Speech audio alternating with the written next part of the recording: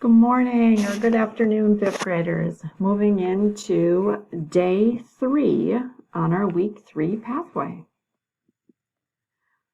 Our objective is I can practice my fluency and reading comprehension. So again, we're going to look for evidence in the text today to support our answers.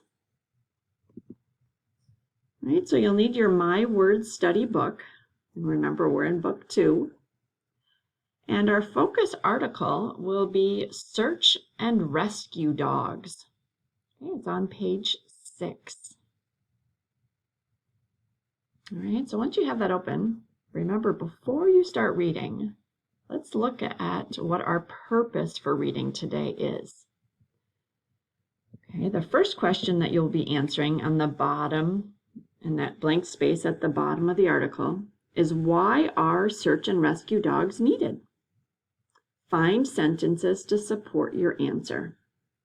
Okay. So why are they needed?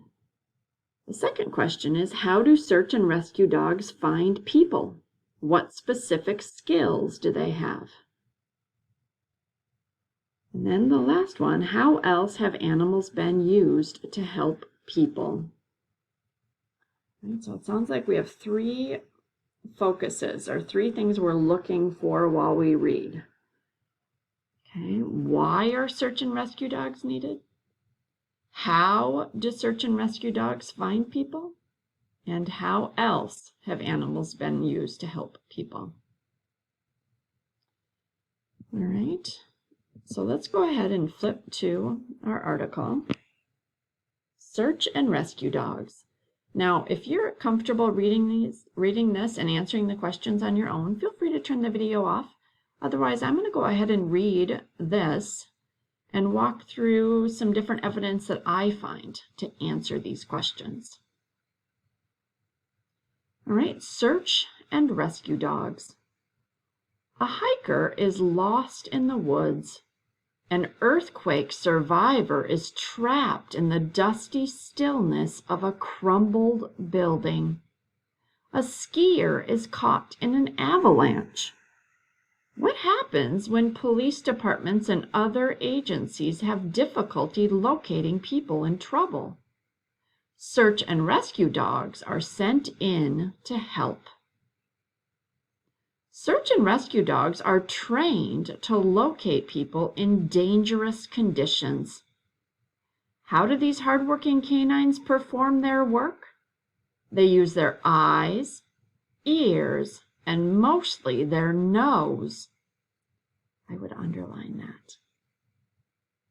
And that's helping us describe how are they helping the people.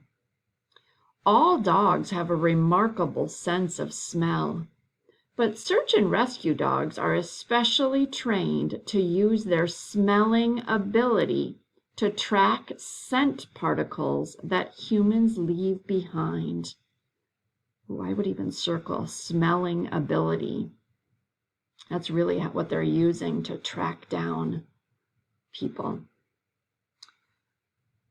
Search and rescue dogs find people in 2 ways. Tracking dogs follow a trail of scent particles on the ground.